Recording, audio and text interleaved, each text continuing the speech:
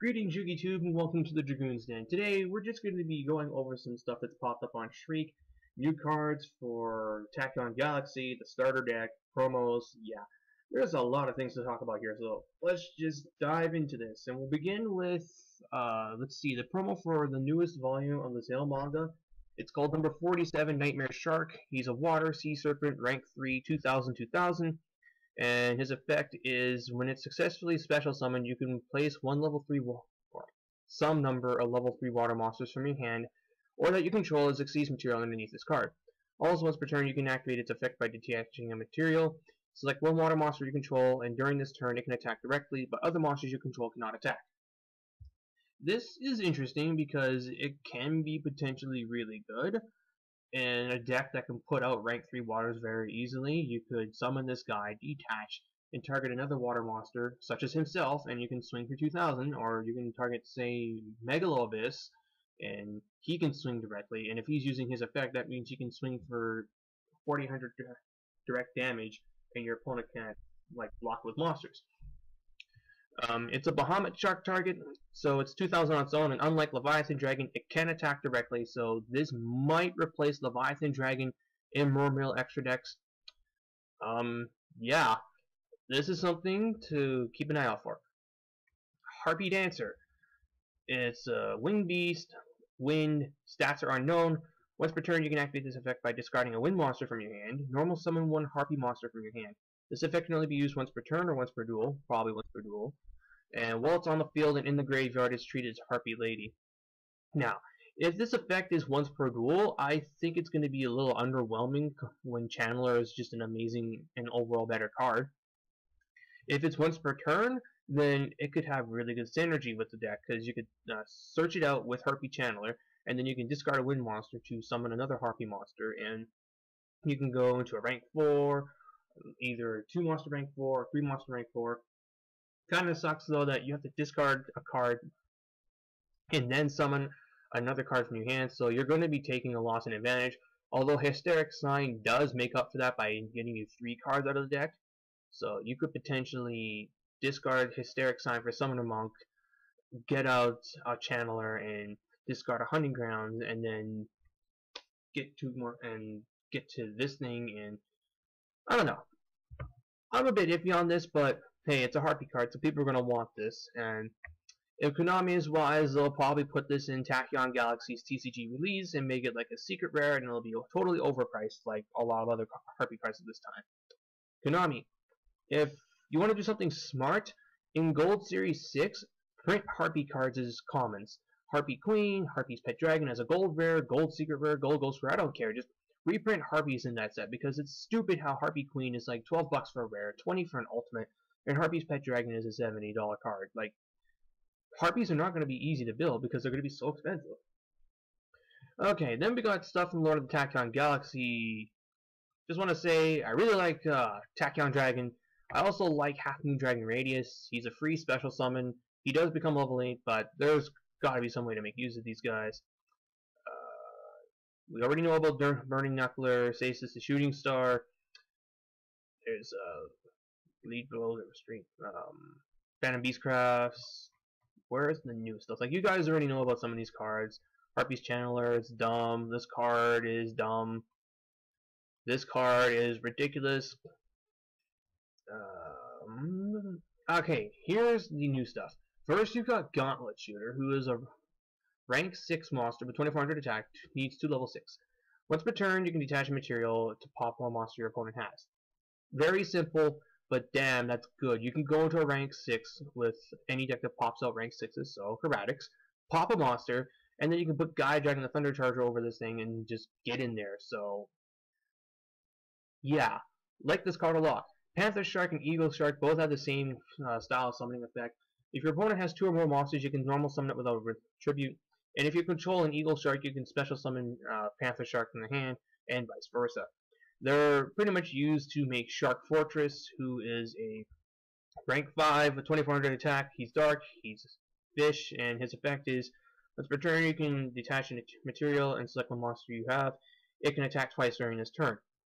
Also, while it's on the field, your opponent cannot target other monsters for attack. He's 2400, so he'll like protect some guys from being hit, but basically any deck that put out rank 5s with these is going to love this guy, because you can just put this out and you can target another monster and it can swing twice, and then this guy you can just plop a Gaia Dragon down and start getting in there. Like, Gaia Dragon is just becoming better and better and better as more rank 5s and rank 6 with decent effects come out. I mean, we got Volcasaurus coming here in the TCG very soon, so yeah, guys, pick up your Gaia Dragon the Thunder Chargers as soon as possible, because it's going to be like a 20, 25, maybe even a $30 super rare, depending on how good these things turn out to be. Void Bird species, still fine. It's a water, but a wing beast, and it needs 2 level 4 wing beasts. Its effect is unknown. It's 2000. Yeah, that's weird. Chaos numbered 105, Burning Knuckler, Castus the Comet. 4 level 5 monsters, so yeah, you're probably going to be summoning this through rank up magic. And his first effect is when he destroys an opponent's monster by battle, you inflict damage equal to half of his original attack. Also, if number 105, number 105, Burning Knuckler, Stasis the Meteor, is in a material from this card, it gets the following effect. Once per turn, you can detach material to pop one monster your opponent controls, and inflict damage equal to its attack. So, yeah, this guy is kind of dumb. Granted, you're probably going to be using it through rank up magic, and for that you need to go into, you probably could just drop a Utopia down and then use rank up magic to put this out. And then he has like a neat burn effect. He's 2800, so even without materials, he still has some good power. But then there's that Burning Knuckler effect. Like, good lord, you can pop a monster, inflict damage, kill another monster, inflict damage. That's dumb. We'll have to see how this turns out. Killer Flame Star. Oh, hey. Fire Fist support. Magical something. Prophecy support. Mermail something. Mermail support. Now, I know what some people are thinking. Why Mermail support? They already have tons of support as it is.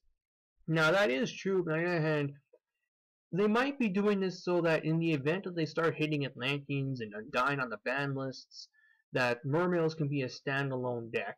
And if that's what they're going to be doing, then you know what, go for it. Because if come September Dragoons and Undyne go to 1, then yeah, Mermails are not nearly going to be the beasts that they are now, whereas slowly they're making cards that make the deck work by itself. Let's see, Madolche Hootcake, because apparently they can't get enough of Madolches.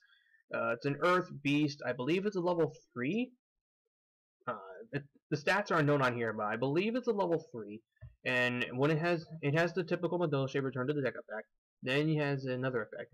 You can remove a Madolche from the graveyard to summon a Madolche from the deck other than himself. This effect can only be used once per turn. Okay, so it's an instant exceeds, but on the other hand, Madolches tend to not be in the graveyard. They tend to be put back into the deck or the hand, so I don't know how often you're going to get this effect out, aside from like detaching for Xyz materials. But hey, it is a monster summoning engine, so this could be good or it could be irrelevant. Treasured Sword of the 7 Stars. Remove from play 1 level 7 monster from your hand or on your side of the field. Draw 2 cards. You can only use this card once per turn. Or only 1 Treasure Swords of the 7 Stars can be activated per turn. So it's a trade-in for level 7s. Don't know how it's going to be used, but you never know. Madolche Knights, counter trap card.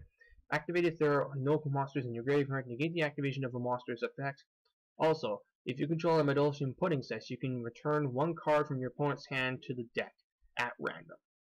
So it is a counter trap that's a veiler for Madolches, and if you have a pudding set on the field, you can return 1 card from your opponent's hand to the deck. That's actually rather annoying.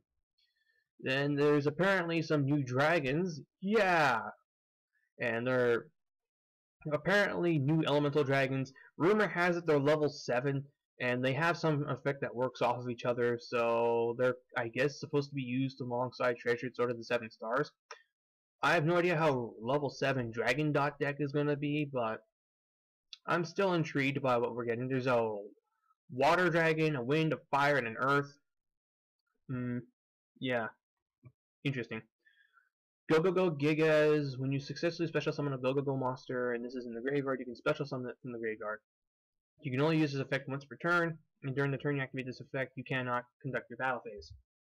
So, yeah, he is a self-reviving monster that hits the field upon you summoning any Go-Go-Go monster. So there's Go-Go-Go Giant, Go-Go-Go Golem, and Go-Go-Go Ghost in Cosmo Blazer, I believe it is. So slowly, Go-Go-Go's are getting a little better. Bachi, level 3 insect, that's unknown. Mimic, Mimimip. How the hell do you say this one? Effect level 3 Earth. If you control a level 3 monster, you can special summon it from your hand. You can only special summon Mimimic this way per turn. Okay. So, it's basically like, what? Well, it's great for a level 3 shit show. There's then Gagaga wins, special summon one Gagaga monster from your hand. The level of the monster special summon by this effect becomes 4. So it's a actually, I don't know how. I don't think that's a good card at all. Exceeds Revenge, normal magic card, and Pinpoint Guard. Activate only when an opponent's monster declares an attack. Select one level 4 lower monster in your graveyard and special summon it in face-up defense position to your field. The monster summoned this way has its effect negated, and during this turn it cannot be destroyed by battle or by card effects. That could actually be very, very useful. If it's something with like a high defense, then it'll just troll your opponent anyway, but a level 4 lower monster in the graveyard that could be special summoned in face-up defense position, and it cannot be destroyed by battle or by card effects. There's gotta be some way to like break this card. It's like a Call of the Haunted, but nerfed, but at the same time it's also better. And then the last bit is going to be on a new starter deck. In this starter deck, apparently we're going to be getting a couple things. 42 cards, a couple new ones, and then there's 2 packs to power up your starter deck. One pack contains 5 cards out of 7 in total, and you're also going to be getting a Numbers Club card for some reason. Let's see. First new card, Gagaga Kid. If you control a Gagaga monster other than himself, you can special summon it from the hand. When this card is special summoned this way, you can activate by selecting one Gagaga monster you control. His level becomes that of the selected monster. During the turn you activate this effect, you can't conduct your battle phase. Interesting. This could work with something. I forget what it is, Gagaga Clerk? But being able to go Magician and summon this and do stuff on your first turn. Rank up magic, limited Variance Force. Activate by selecting one rank 4 Xyz monster you control. Special summon one C number monster as an Xyz summon from your extra deck with one rank higher than the selected monster. And place the selected monster under it as Xyz material. I guess it's supposed to take Utopia and go into Utopia Ray V. 3 level 5 monsters. When this card is destroyed by your opponent and sent to the graveyard, you can return one Xyz monster in your graveyard to your extra deck. Okay. Also, if this card has a Utopia as Xyz material underneath it, it gets the following effect. Once per turn, you can activate this effect by detaching one Xyz material and selecting one face-up monster your opponent controls. Destroy it and inflict damage equal to its original attack to your opponent's life points. Huh. That is intriguing. So, I guess the idea is you're supposed to go on Utopia and then play Limited Force, go into this guy, and then you can blow up a monster and inflict burn damage. He's also 2600 attack for some odd reason. Oh, and thing is though, if you're worried about finding Utopia, don't be too concerned, because this deck has a reprint of Utopia, and I believe it's probably going to be an ultra rare. Yay! Because you know Utopia is just very, very, very difficult to find. And if you can't tell, I'm being sarcastic, so here's your obligatory reprint of Utopia for 2013 to go with the ones I already have before. All in all, Lord of the Tachyon Galaxy is looking to be very interesting. There's a lot of decks that become playable with this. You've got Burning Necklers, you've got Phantom Beastcraft, you've got Harpies, and then there's like little bits of support for your Madolches, Mermills, Prophecy, and Fire Fists. I believe the set is coming out in May here, so it won't be that long while we wait to get to this thing. And yeah, Japan gets this set next month, and we'll just have to see what takes off and what doesn't.